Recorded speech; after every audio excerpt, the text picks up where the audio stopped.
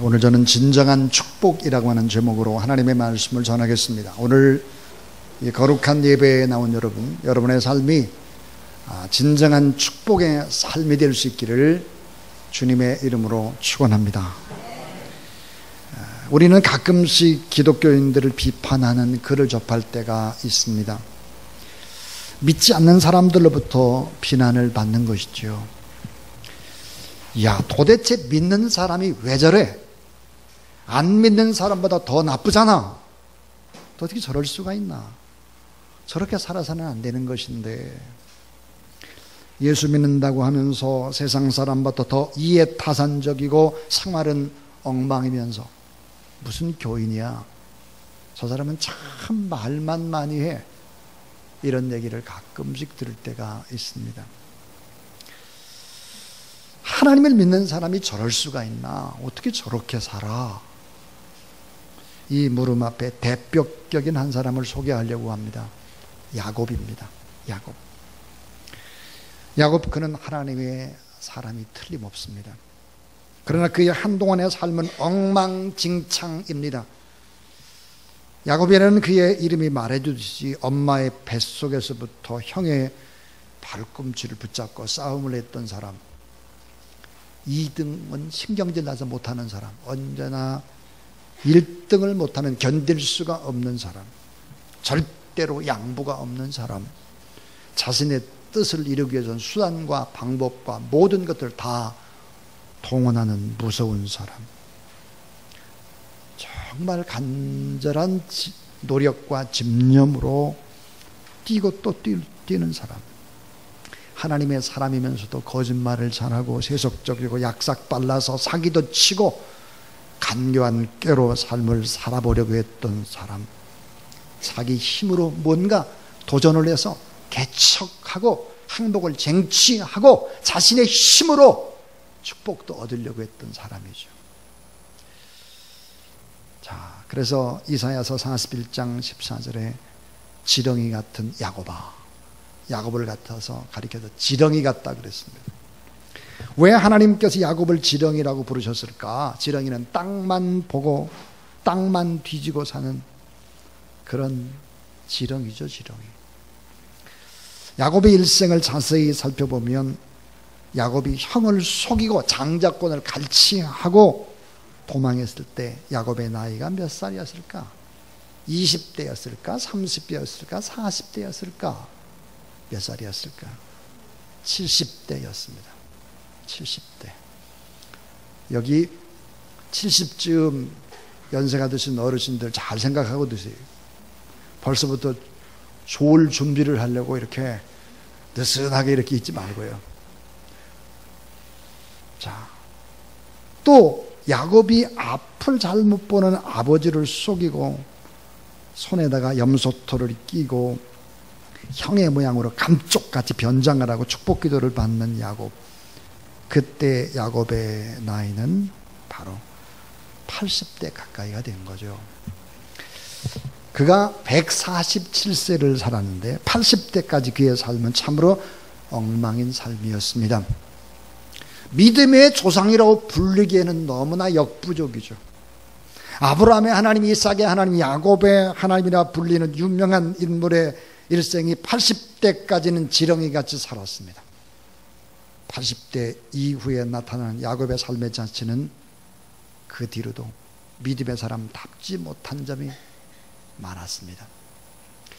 자, 가는 곳마다 예배를 드립니다. 제단을 쌓고 하나님의 이름을 들먹거리고, 그러나 야곱의 심성은 탐욕이 많고 비열을 하고 물질에 눈이 어둡고 사기꾼이고 문대투성입니다. 이렇게 살았습니다. 그런데 하나님은 이 야곱을 끝까지 추적하죠. 야곱의 삶을 놓지 않습니다. 결국은 이 나중에 보면 야곱은 진정한 축복의 사람이 됩니다. 하나님의 끈질긴 다스림, 하나님의 끈질긴 추적, 그 놀라운 사랑으로 인간이 아름답게 변화가 됩니다.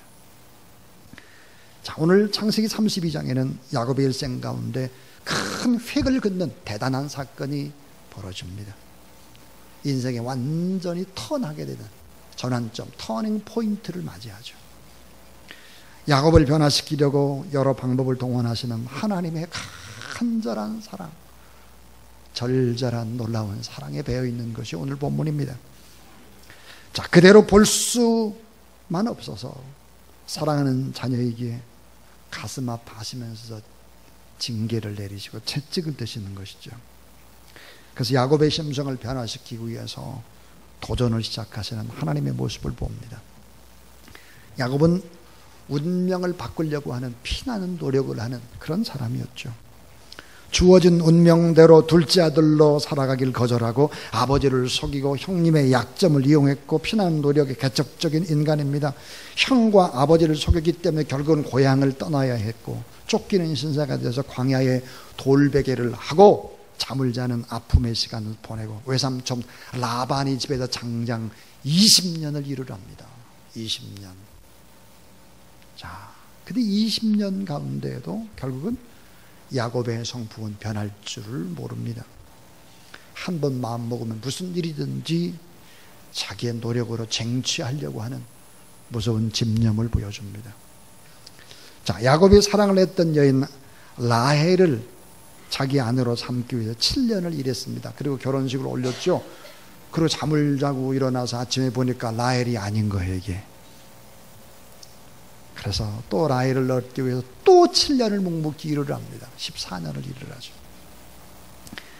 근데 야곱이 얼마나 정말 대단한 사람이었나. 창세기 29장 20절에 보면 야곱이 라헬을 위하여 7년 동안 라반을 봉사하였으나 그를 사랑하는 까닭에 따라하세요. 7년을 수일같이 여겼더라. 7년을 불과 며칠처럼 사랑하는 아내를 얻기 위해서 또 일을 한 거예요. 그러니까 도합 14년을 일을 했습니다. 정말 열정적으로 자신의 모든 것을 걸고 아내를 결국은 얻게 되죠. 그 뒤로 6년간 더 열심히 일을 해서 20년이 됐습니다. 자, 고향을 떠나와서 20년. 이제 암염소가 수백 마리, 순염소, 암양, 수양, 전나는 약대, 황소, 거기다 암낙이 많은 보물과 아내와 자식들, 엄청난 행렬을 거느리고 고향으로 돌아가는 거죠.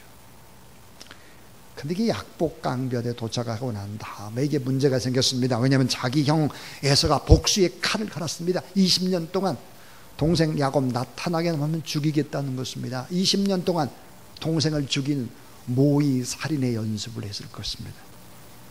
약복강 건너편에 400명의 무장한 사람들을 거느리고 버티고 있었기 때문에 형이 무섭습니다. 야곱은 두렵고 떨립니다. 형을 만날 일이 걱정이죠. 어찌할 바를 모르죠. 그러다가 또 아주 간교한 깨를 또 동원합니다. 형을 설득시킬 방법을, 인간적인 방법을 또 내기 시작을 하죠. 어떻게 할까? 양과 소와 약대와 종들을 두 떼로 나눕니다. 그래서 자신과 자신의 사랑하는 아내와 자녀는 맨 뒤에 서게 하는 것이죠. 그리고 특별히 자기는 어때요? 맨 뒤에 서요. 자기는 아주 비열하게 행동하죠. 이 일이 잘못되면 어때요? 도망을 치겠다는 거예요. 자신의 종을 보내면서 당부를 하죠. 창세기 32장 4절에 자, 그들에게 부탁하여 가로되 너희는 이같이 내 주 에서에게 구하라. 주의 종 야곱이 말하기를 내가 나반에게 붙여서 지금까지 있었사오니 내게 소와 나귀와 양떼와 노비가 있사오므로 사람을 보내어 주께 구하고 내 주께 은혜 받기를 원하나이다 하더라 그랬습니다. 이 두 구절 속에서 자기 형 에서를 주라고 부르고 있습니다. 주, 로드. 네 번이나 내 주, 주의 종, 주께, 내 주께 최대한의 예의를 표하고 있죠. 어떻게 하든지 형의 저 분노를 누그러뜨리고 살아날 그런 방법을 찾는 것입니다. 자, 형님의 환심을 사고 아첨을 하고 무사히 고향으로 돌아가고 싶어 하죠. 그러다가 약복 나루에서 이제 밤이 저물고 야곱은 고통의 밤을 맞이하고 있습니다. 여기서 우리는 하나님의 놀라운 개입, 하나님의 방법, 하나님의 놀라운 사랑을 봅니다. 자, 하나님은 어떻게 개입을 하실까? 이렇게 개입을 합니다. 오늘 우리도 마찬가지. 오늘 이 예배 드리는 우리도 하나님이 개입을 합니다. 어떻게 개입할까? 이런 방법으로 개입할 수도 있습니다. 첫 번째입니다. 자, 야곱을 홀로 남겨두시는 하나님입니다. 자, 우리가 주목해서 봐야 될 것은 하나님은 야곱을 홀로 있게 합니다. 홀로. 자, 밤에 일어나서 다 보내고 두 아내를 보내고 두 여종과 11아들을 약복나루를 건너 보내고 많은 종들과 소유도 다 보내고 홀로 남아서 밤을 맞이하기 시작합니다.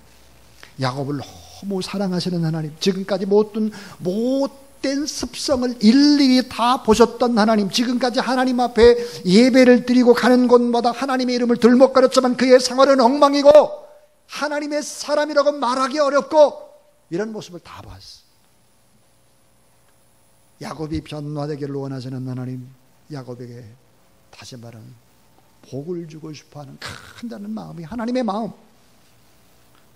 그 하나님께서 야곱에게 손을 보시기 시작을 합니다.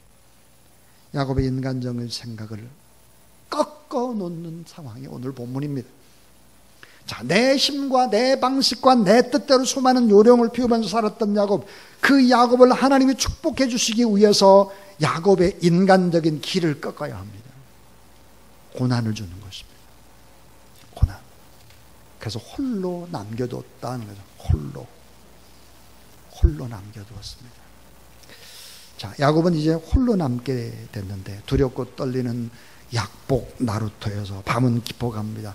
불안과 초조 속에서 야곱은 당황을 했을 것입니다.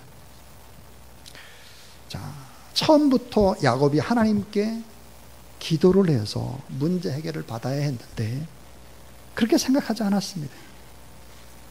끈덕지게 기도했다라고 하면 홀로 남지도 않았을 것입니다. 하나님이 도와주시기 때문이죠. 자, 밤을 새서 철야기도 할 마음이 처음부터 없었죠. 인간적인 방법을 쓴 것입니다. 그래서 하나님이 어때요? 홀로 남겨둔 것입니다. 어떤 때 여러분 홀로 남겨둘 때가 있죠. 두 번째입니다. 두 번째 주목을 해봐야 되는 것은, 따라해 주세요. 야곱에게 싸움을 걸어오시는 하나님. 자, 홀로 남겨두고 야곱에게 싸움을 걸어옵니다. 하나님께서. 24절에 야곱은 홀로 남았더니 어떤 사람이 날이 새도록 야곱과 씨름하다가 야곱과 싸움하는 것입니다. 야곱이 먼저 씨름한 그런 것이 아니죠. 씨름을 걸어온 사람이 있었습니다. 씨름을 한 주체는 야곱이 아니라 어떤 사람입니다. 어떤 사람. 그러니까 야곱이 아니었죠. 자, 고민한 야곱에게 싸움을 걸어온 사람이 있었는데 그 사람은 누구였을까? 호세아서에서는 그 사람을 하나님이 보낸 천사다 그렇게 얘기를 하고 있죠. 보통 신학자들은 예수 그리스도의 예표였다, 하나님이었다라고 말합니다. 여기서 우리는 꼭 기억해야 될 것이 있습니다. 한 인간을 변화시키기 위해서 하나님께서 걸어온 싸움이라는 거예요. 하나님께서 홀로 남게 하고 싸움을 겁니다. 야곱이 먼저 시작한 것이 아닙니다. 하나님께서 직접 야곱에게 나타나서 홀로 고통받는 야곱, 그 야곱의 길을 꺾기 위해서 자, 하나님의 방법으로 싸움을 시작하는 것입니다. 밤새도록 이 싸움이 계속됐죠. 야곱과 하나님이 1대1로 붙은 것입니다. 그러나 야곱은 쉽게 변할 위인이 아니었습니다. 보통 사람이 아니었으니까요. 결국 끝내 야곱은 어떤 흔적을 남길까요? 세 번째 이야기입니다. 따라하세요. 야곱의 환도뼈를 치시는 하나님. 야곱의 환도뼈를 칩니다. 환도뼈. 이 환도뼈가 사람의 여러분 허벅지가 생식기가 붙어있는 쪽이죠. 이 환도뼈는 엉덩이 부분으로 생식기가 있는 중요한 부분이라고 합니다. 그걸 쳐버렸습니다. 얼마나 고통스러웠을까요? 철저히 자신의 힘으로 살려고 하고 반항을 하는, 결국은 환도뼈를 칠 수밖에 없는 하나님. 지금까지 야곱의 삶은 자신의 힘으로 살아왔고 지금까지 요령으로 살아왔습니다. 다 통했습니다. 엄마와 각본을 짜서 장자의 명분을 뺏고 아버지를 각본대로 속이고 아내도 각본대로 얻었고 물질도 다 내 것이 됐고 자기의 생각과 자기의 계획과 잔꾀와 수작이 다 통했습니다. 그래서 하나님이 정말 필요한 분이라고 하는 것을 야곱은 절실하게 깨닫지를 못했습니다. 예배는 드리죠. 하나님의 이름은 들먹거립니다. 찬양은 합니다. 그러나 삶 속에 하나님이 아니면 나는 살 수 없습니다. 하나님이 아니면 저는 죽습니다. 하나님이 복을 주시지 않으면 저는 절대로 인생을 살 수 없는 그런 사람입니다. 이렇게 고백 안 하는 거예요. 이 일은 자기가 다 짜놓고 하나님 도와주세요 하는 정도, 하나님 결제해 주세요, 도장 찍어 주세요 하는 그런 정도죠. 자, 하나님은 야곱을 사랑했기 때문에 홀로 있게 했습니다. 고독하게 홀로. 우리는 종종 내가 인생에 혼자구나 이런 생각을 할 때가 있을 것입니다. 또 하나, 싸움을 걸어옵니다. 옆에서 툭툭툭 싸움을 걸어왔어요. 끝내는 힘을 쓸 수 있는 가장 중요한 부위, 사람의 몸을 지탱할 수 있는 가장 중요한 부위, 환도뼈를 치는 것입니다. 여러분, 말로 깨닫지 못할 때, 사람들을 통해서도 깨닫지 못할 때 하나님은 때로 물질을 치기도 하고 건강을 치기도 하고, 그래도 도저히 안 되겠다 그러면 몸의 중요한 부분을 치기도 한다는 것이죠. 야곱은 환도뼈가 부서지고 자신의 힘의 한계를 드러내고야만 합니다. 26절을 볼까요?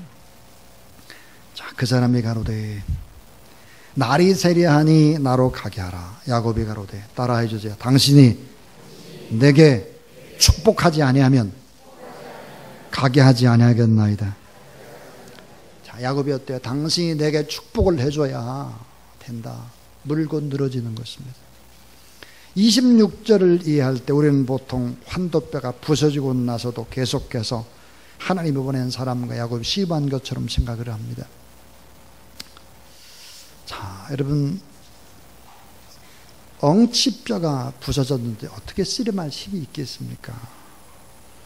환도뼈가 부러졌는데 어떻게 계속 씨름할 수 있겠습니까? 씨름은 25절에서 끝이 난 거죠. 26절에는 야곱이 씨름한 것이 아닙니다. 당신이 내게 축복하지 않으면 가게 하지 아니하겠나이다. 이것은 싸움이 아니고 씨름이 아닙니다. 뭘까요? 살려달라고 매달리는 겁니다. 애원하는 거예요. 있는 힘을 다해서 부르짖으며 울먹거리기 시작을 합니다. 하나님이 아니면 전 살 수 없습니다. 이제 하나님이 저의 영원한 힘이고 저의 영원한 인도자가 공급자지, 지금까지 인생 제가 잘못 살았습니다. 하나님, 저를 좀 도와주세요. 있는 힘을 다해서 부르짖는 울먹거림입니다. 이제는 제가 바르게 살겠으니까 한 번만 살려주세요. 야곱은 환도뼈를 치고 자기와 씨름을 한 사람이 누구인지를 정확히 알고 있었습니다. 당신이 내게 축복하지 않으면 가게 하지 아니하겠나이다. 당신의 복이 필요합니다. 당신의 복이 있어야 저는 삽니다. 애걸하는 거죠. 그분은 인간이 아니라 하나님이라는 사실을 기도하면서 야곱은 알았습니다. 그래서 매달리고 애원하고 축복해달라는 것입니다. 여러분, 자신의 환도뼈를 친 사람이 만약에 강도고 도둑이라면 복 달라고 간절히 구하겠습니까? 그렇게 할 리가 없죠. 29절에 보면 야곱이 묻습니다. 당신의 이름을 고하소서. 그 사람이 가로되 어찌 내 이름을 묻느냐. 대답해 주지를 않습니다. 야곱이 당신이 누구요? 누구세요? 그 다음 말에 생략되어 있습니다. 당신이 누구요? 당신이 누구세요? 이 말, 그 다음 말이, 그건 왜 물어? 다 알고 있으면서 이 말이, 다 알잖아. 내가 누구라는 거. 야곱은 알고 있었습니다. 야곱과 싸움한 그 사람, 그 한 사람이 누구인지를 그는 알았습니다. 그 증거가 뭘까요? 30절입니다. 자, 따라해 주세요. 야곱이 그곳 이름을 부니엘이라 하였으니. 여러분, 부니엘의 뜻이 뭘까요? 부니엘은 하나님의 얼굴이라는 뜻입니다. 하나님과 대면하여 보았다는 거죠. 홀로 있게 만들고 고통스럽게 자신을 치고 이렇게 했던 것은 다 하나님이었던 하나님. 야곱은 알았습니다. 자신과 씨름한 그분이, 고독한 밤의 싸움을 걸어오신 그분이, 당신이 내게 축복하지 않으면 가게 할 수 없어요 라고 말할 수 있었던 힘없이 매달리는 야곱. 나를 축복해 주세요. 내게 복을 주세요. 나를 도와주세요. 나는 당신 없이는 못 삽니다. 나를 용서해 주세요. 항복한 것이죠. 환도뼈가 부서지고 나서 그것을 알았습니다. 안타까운 마음으로 자신을 치시는 하나님 앞에 굴복하고 말았다 하는 것입니다. 자, 이제 마지막 중요한 네 번째 이야기입니다. 자, 따라하세요. 야곱을 축복하시고 이름을 바꿔주시는 하나님. 야곱을 축복합니다. 하나님께서. 그리고 그 이름을 바꿔줍니다. 이름을. 여러분, 야곱이란 이름의 뜻이 발꿈치를 잡았다. 이게 뭘까요? 수단 방법을 가리지 않고 남의 것을 뺏는다. 도둑이다 이 말이에요. 강도다 이 말입니다. 이제는 야곱의 이름을 이스라엘로 바꿔줍니다. 이스라엘. 오늘 본문에 하나님과 싸워 이겼다, 하나님과 겨누어 이겼다 그랬습니다. 자, 그런데 여러분, 이스라엘이라고 하는 이 단어의 의미, 한 단어 한 단어의 의미는 뭘까? 이런 뜻입니다. 따라해 주세요. 이제는 내가 너를 다스린다. 이제는 내 마음대로 안 될 거다, 야곱아. 내가 이제 너를 다스려 갈 거야. 내 손에서 벗어나지 못할 거야. 내가 너를 다스린다. 야곱의 인생에 깊숙이 개입하시는 하나님. 그래서 야곱의 인생은 이때부터 변화되기 시작을 합니다. 비로소 바뀝니다. 비로소 신앙이 바뀌고 성품이 바뀌고 가치관이 바뀌기 시작하는 것이죠. 결론은 이것입니다. 우리가 주목해야 될 것이 뭘까? 그것은 바로 다리를 질질 끌고 생식기가 붙어있는 환도뼈가, 둔부뼈가 부러졌기 때문에 질질 끌고 약복 나루를 떠나는 야곱의 모습입니다. 자, 놀랍게 이런 얘기가 있습니다. 쩔뚝거리며 상한 달리 끌고 분해를 떠날 때 31절에 보니까, 여러분 따라하세요. 해가 돋았더라. 참 표현이 이상합니다. 아침이었더라가 아니에요. 해가 돋았더라 그랬습니다. 해가 돋는 인생의 새 출발입니다. 이런 상상을 한번 해보길 바랍니다. 지난 한밤 동안 약복강변에서 야곱은 온 힘을 다해서 씨름을 하고 싸움을 했습니다. 그러니까 그의 머리는 다 헝클어졌을 것이고 그의 몰골은 아마 떼국물이 흘렀을 것이고 그가 입었던 옷은 아마 거짓골이었을 것입니다. 거기다가 또 환도뼈가 부러졌습니다. 이런 몰골로 분이엘을 지납니다. 분이엘을 떠날 때 해가 돋았다 그랬습니다. 해가 돋았다. 어떤 모습일까요? 거짓골을 해서 헝클어진 머리로